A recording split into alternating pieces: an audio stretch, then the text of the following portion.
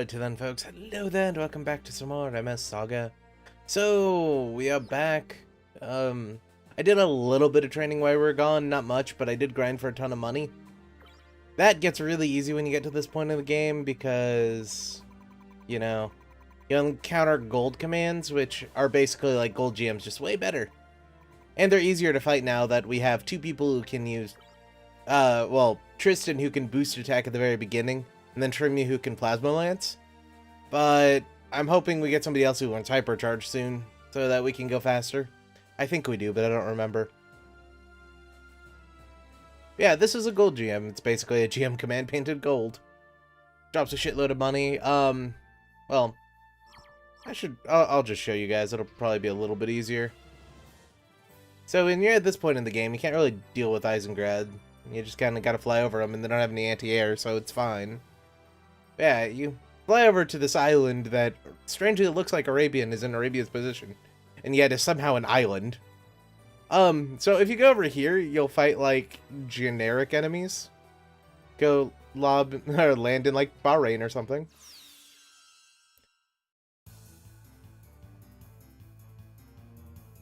Yeah, you'll go fight Zaku 2s. Like, they're not even very good or anything. They're literally just Zaku 2s.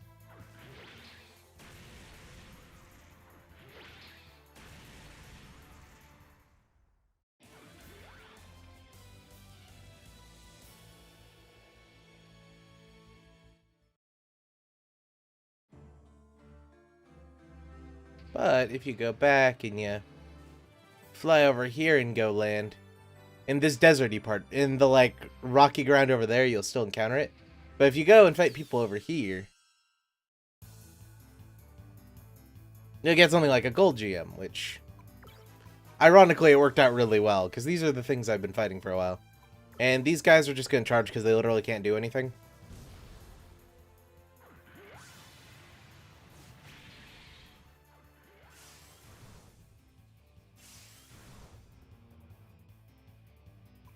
And you gotta charge, you gotta charge, you gotta charge. We can hope he doesn't smoke, but if he smokes, we'll be fine.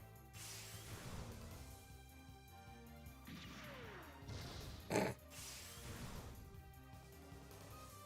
then we power charge. You can charge, and you can charge. We'll probably kill him, so it'll be fine.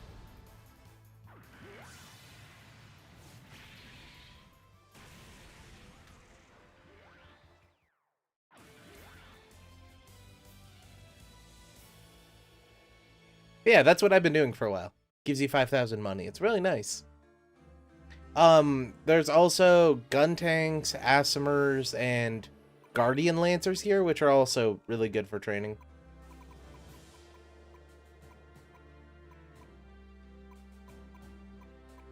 Forgot that was a thing. You apparently hit the triggers and it'll go by fast. Like, I fought these things, they die almost immediately because of shoot all. Golden commands, I showed you before. Heat Shodels, which are the only thing that can kill me at this point, because Sonic Blaster does 1500. If we had all Gundams, we'd be fine, but where we are right now, it's kind of an issue. I killed about 8 or 9 of them, and I didn't get a Heat Shodel, or a large Heat Shodel, which really, really sucks, because that should have been his next weapon. I believe this is the Endless Waltz version of the Shodel, versus the original, which is the one I have equipped right now. And then there's these things, which is... We haven't fought a Deha yet, but this is a Deha. It was basically the rebuild of a Rick Diaz using Xeon parts by a bunch of engineers outside of Dakar when Amuro was helping to defend Dakar against the Titans. Yeah, and it's painted in bow colors, which I do appreciate a lot, and I really wish we could get this bank style, but we can't, so it is what it is. But yeah, these guys give you a ton of experience, though. So you literally pick up like 3,000 per battle. It's really nice. Plus they die really quickly. But as you'll probably have noticed, I haven't actually built the Sandrock yet. Honestly, I completely forgot about it. But, yeah, we still have the data, so let's go build it. And then we're going to do our first, we'll either do there's some staged battles on the planet that I want to do. That we can get to now that we can fly. Like, they're just random encounters in the middle of nowhere. I usually tend to skip them because they're kind of useless, but somebody asked me to do them, so I'm going to do them.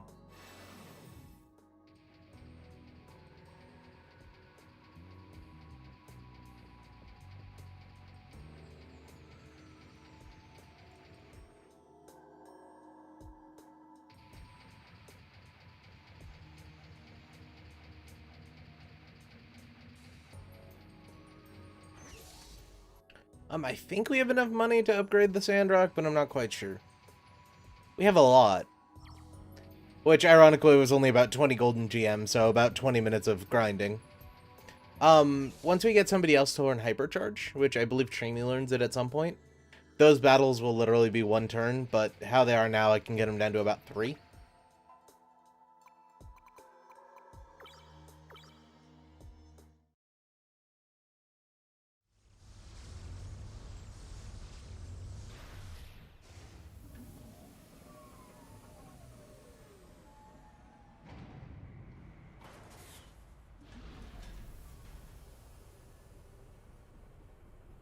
Yay!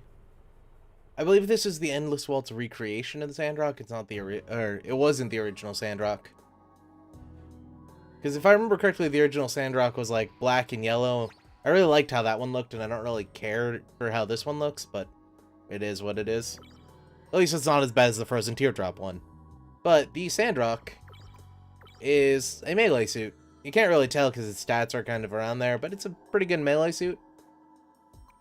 Like, it's a lot more averaged out. It's actually worse than what we have right now, but we're giving it to Tristan. I pretty much said that in the last episode, I think, but in case I forgot, we're just gonna pop those off, and this is the fully upgraded Mark II. And where's that perfect guard? That thing is freaking invaluable. Perfect guard. There you are.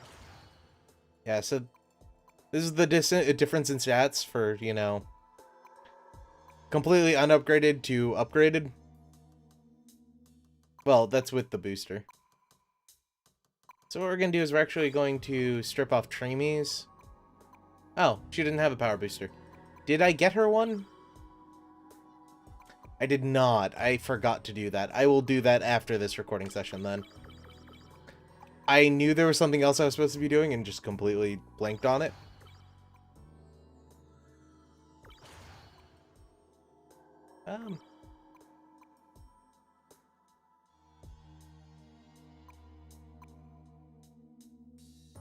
Yeah, I think it's better if she has a lot of speed.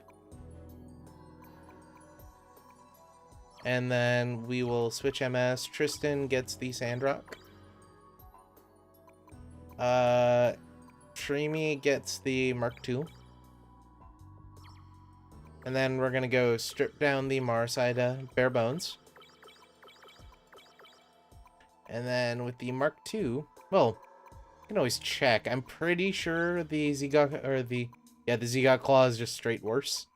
Literally everything is straight worse for this thing. But the Gundam Mark II gives more melee but less range, but I don't even use her for range anymore. Plus it gives speed, which is way important.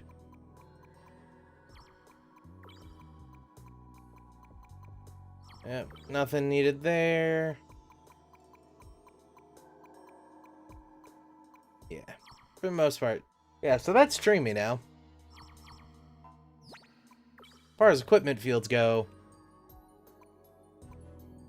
they're actually the same size. So, no better or more equipment, just better equipment.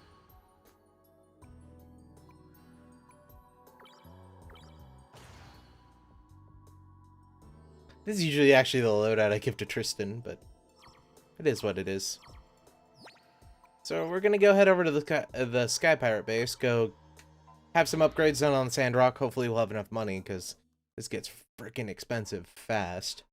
And then after that, I think we'll do the set battles, and then next episode we'll start tackling the forts. Either the first two or the first one or the first two are going to be really easy. We're actually going to save what other people consider the hardest, and for me is just kind of a pain in the ass for last, because we don't actually get any benefit from doing it. I just got to remember which one he's in.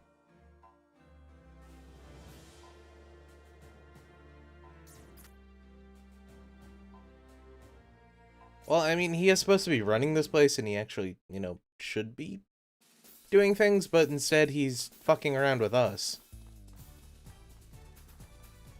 Which I believe we get 2 more... Yeah, we get 2 more party members. well, after we finish the second base, we also get Zeta around that point, which will be Tristan's X-Mobile suit, and Shrimi will get the Sandrock.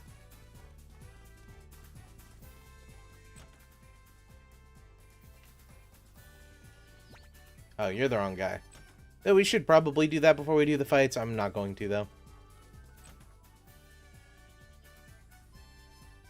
Yeah, it's you.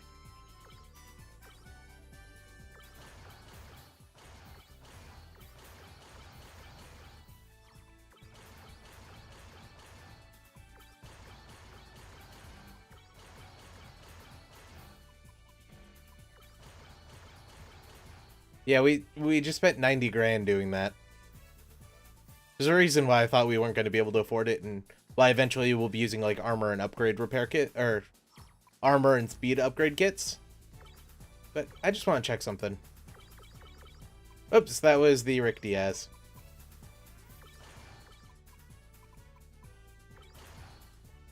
Yeah, so Mark II.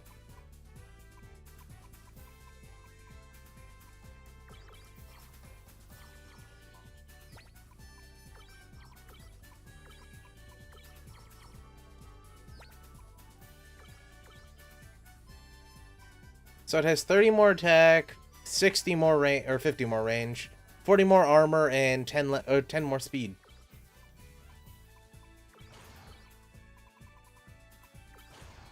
Yeah, Sandrock's just straight up better, which is nice. Yeah. We don't have to re-equip for that, do we?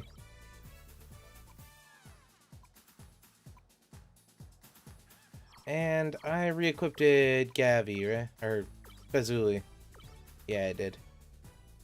Everyone did gain a level or two, but they didn't really learn anything interesting. Like, I think Vargas learned Plasma Bomber, and that was about it.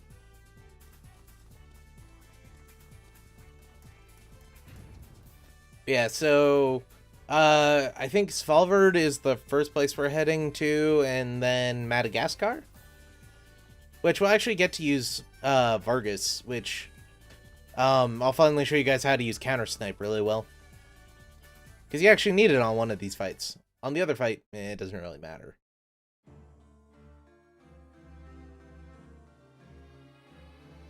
Yeah, so we're going to switch out Shrimi for Aeon, because we're going to need Aeon. But we're going to that island that's above us. I'm pretty sure they meant this to be Iceland, but Iceland is not up here. There's a territory of Norway called Svalbard, which is around here. There's like 8 people who live there and like 21 cows. And it's really, really small. Like, you can take a ferry across it in like 5 minutes. Iceland should be somewhere around here, but it isn't.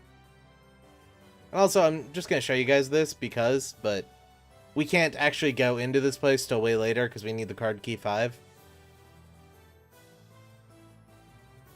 And we'll honestly only go here once, but after we go here that one time, we'll get what we needed. Oh yeah, the Pacific Ocean's really big in this game for some reason that I'm not quite sure of.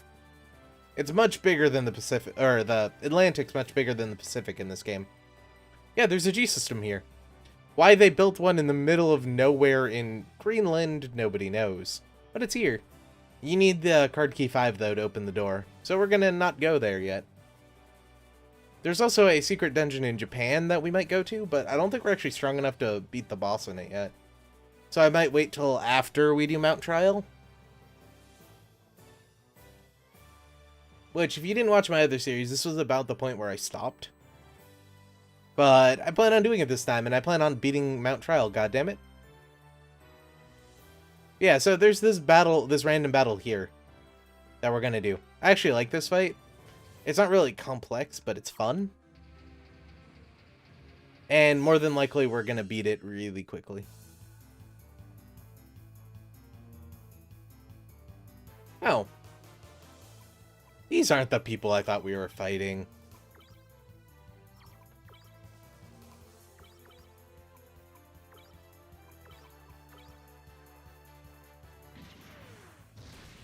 I was gonna say, I'm kind of curious as to what we would be fighting here. But these aren't the guys. These are like, just random encounters you'd fight nearby here. If you weren't, you know, like, 30 miles north of Norway for some reason. Hey, some Zaku Shield Dars. We could use those. By that I mean we can sell them. I did sell a lot of our older equipment. I kept a lot of the guns, but I sold a lot of the like melee weapons and stuff because we'll never need them. I am keeping the beam picks though, just so we can have a melee weapon. But yes, this is the boss, the perfect Zeong. The Zeong from the original show is actually missing the legs. I'm using Beam Field with Aeon, though, to block their ranged attack, because he can one-shot us with that ranged attack. So, as a joke, during Gundam Crossbone, I believe, they created the instance of the G-Gun, or the B-Gundam, which was literally a ball with a Gundam's head painted on it. So the joke was, they created the Zeong this size, because they thought the Gundam was much, much bigger, and that the ball, which was pretty large, was just the head of it. But in reality, the Psycho Frame is actually pretty big, and it requires some interesting things to get to work. I shouldn't have defended on that first attack, I should have defended now. Yeah.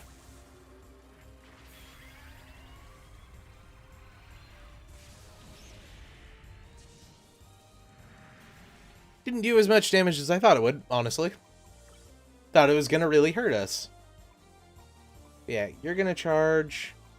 You're going to Gatling Body. Yeah, I finally set him up for Gatling Body by adding, you know, weak little shit, but he should do like 2,000 damage, hopefully. Yeah, this is the Zeong with the legs added. I don't think we fight Zeongs later, so I don't really think I should explain them. But basically, the Zeong was a new type mobile suit developed for new types to basically end the war. It had hands that were rechargeable bits and could do a shitload of damage. It was also maneuverable like a mobile suit. Actually, you're boosting, so I'm just gonna Beam Field again. It was eventually used by Char during the end of the 1-year war. It would be defeated, though the head acted as an escape pod. Also, kind of sucks that Beam Field didn't pop till after that, but whatever.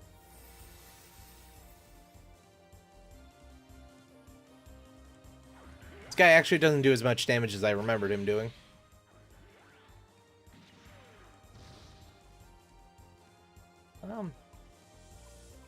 Whoops.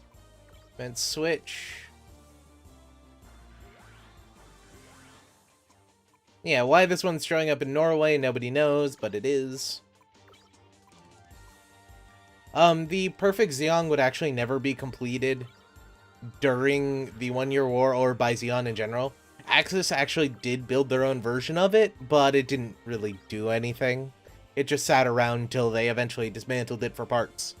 But it was mostly a pretty good testbed for the Queen Motha, most likely, which is not in this game if I remember correctly, so we won't have to fight any giant mobile armors for no reason.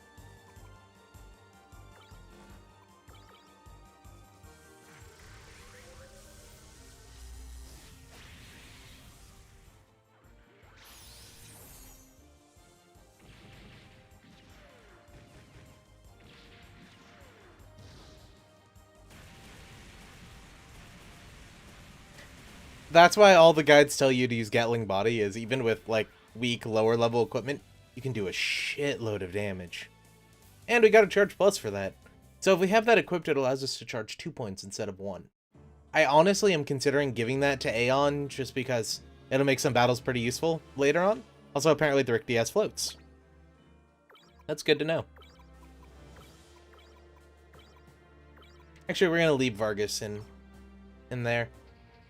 We need to get him a new mobile suit, but he'll probably get the bow once we go and collect it. We just gotta go to the Lost City, but I kind of want to get the Zeta before we go and do that. I'm kind of iffy on whether I want to do Mount Trial before or after the Zeta. I might wait till after, to be honest. This one will make it easier. Plus, we get the Shining Gundam around that point, which is pretty useful in itself. Somebody said that that's one of the things you can use against The Big Zomkai. I was about to say the Zeonkai because of the perfect Zeong. Yeah, that's something you can use about the Zeonkai, and it'll defeat it pretty easily. Alright, so these are Drill Lancers. The story behind these guys is I got no clue. They're just red Geons for some reason. You are going to funnel, and we are finally going to use counter snipe. Or can we not do that yet? Okay, we can't do that yet. That's 7. So instead, we are going to have everyone defend.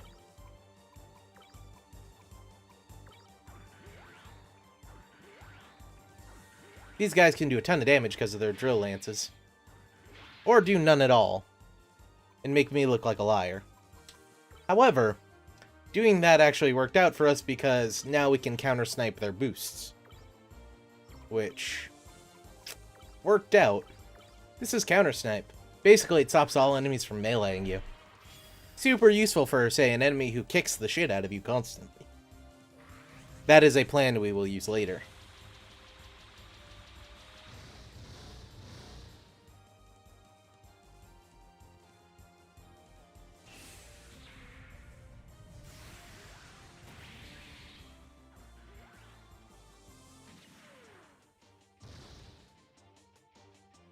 Yeah, it's not about the damage they're doing, it's the fact that they don't get to attack.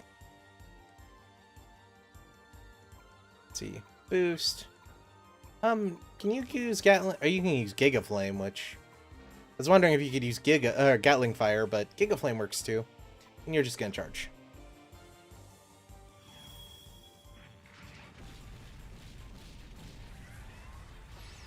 Basically, it upgraded Mega Fire. Come on, die? Ah, damn it.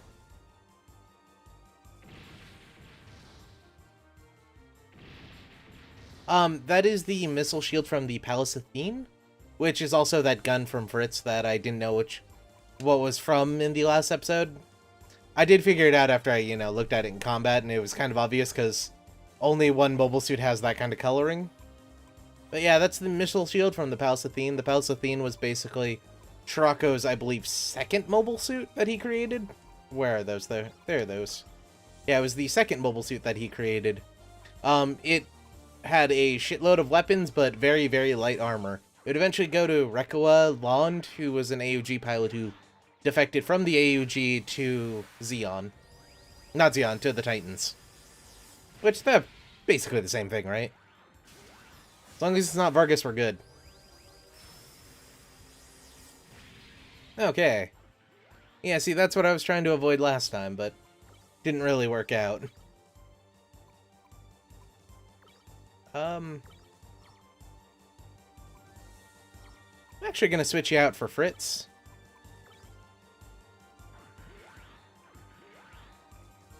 And you're going to get... He also has Overboost, which is okay, but I've never seen a use for that when we have a technique that does the exact same thing. Yeah, it would eventually go to Rekua and get destroyed in combat with Emma, who is piloting the Mark II at the time. Emma being a Titans pilot who defected to the Federation, or not to the Federation, to the AUG because, the Titans had committed like 6 genocides using Zeon-made equipment, and while they're pretending that Zeon was doing it.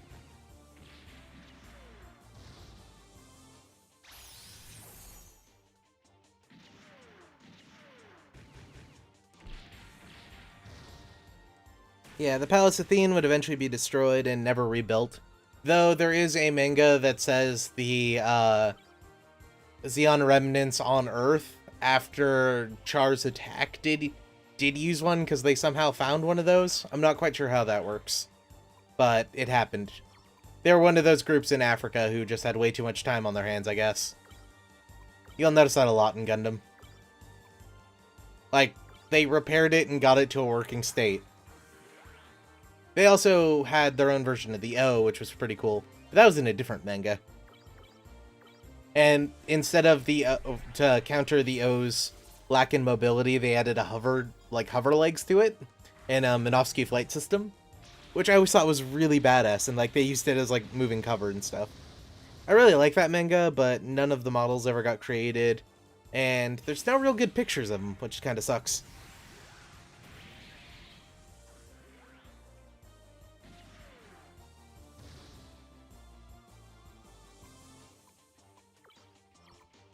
Alright, so we're gonna switch you back out for... Let's go Treemy. She can Plasma Lancer him. And you can be... How about... You can be Bazuli today. Oh crap, that was Treemy. God damn it, I thought I was on Vargas. Well... My bad. So no Gatling Fire for her if, you know, she had the equipment for that.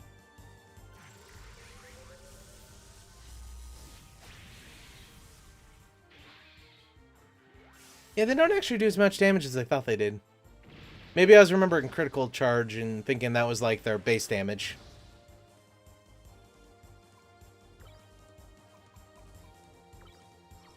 You know what?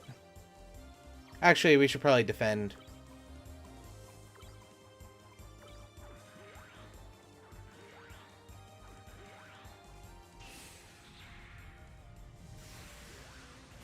Which I found out something interesting. Hypercharge says it ignores armor, but if you're defending, it actually takes the defend into account. So it does less damage, which is cool. We can double attack. I have missiles mounted on his left arm for the lulls. But, you know, why not?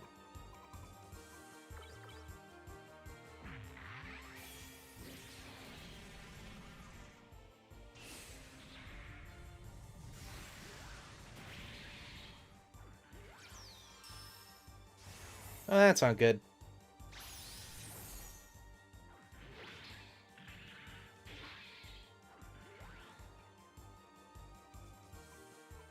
You defend, we're gonna switch you out for Bazuli, who actually has some HP.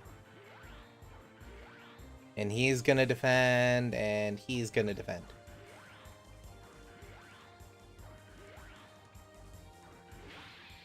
Oh. I could have used that turn to charge and get, you know, Vargas... Well, Vargas would have been at 6, so it really wouldn't have mattered.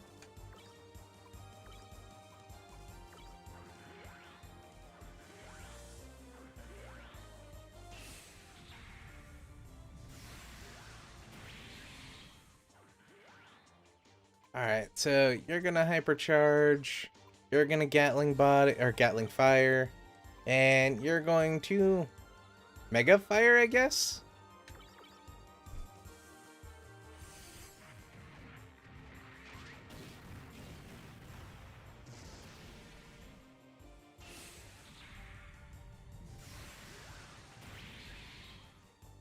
Alright.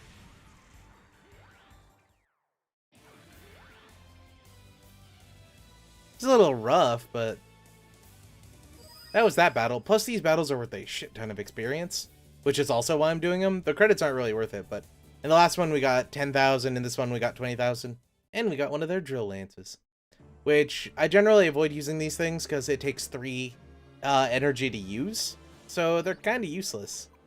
But somebody asked me to, so why not give it? We're gonna give it to Tristan this time if it's better than the heat shuttle. If not, we'll give it to... Oh yeah, it's much better. But we're gonna have to do some rearranging.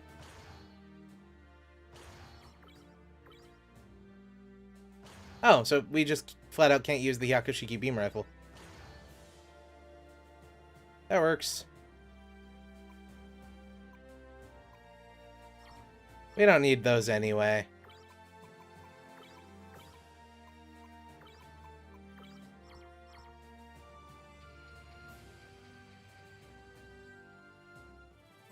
But yeah, folks, I think that'll be that. I think I'm gonna head back to Maria's place. I'm gonna heal up. Oh, by the way, there's a giant volcano here. And a path leading up to it. Weird, and we can only get there with the Gao. Sadly, we can't land inside of it, and if we go here, we can't walk into it. We got there later, don't worry about it. Totally not a Dark Alliance base or anything. But yeah, so, I think I'm gonna go head back to Marie's place, heal up, and then we'll go hit a base or two. We'll probably do the base near Fall Dust, and then Fort Arid next. Those are the easiest two that I can do off the top of my head. Then there's the third one, which is a bunch of Dark Army fights, which isn't a big deal. And then there's the fourth one, which is actually kind of hard. But anyway, folks, that'll be that. If you like the episode, you should like. If you didn't, you should dislike. We'll be back later for some more. Good night, folks.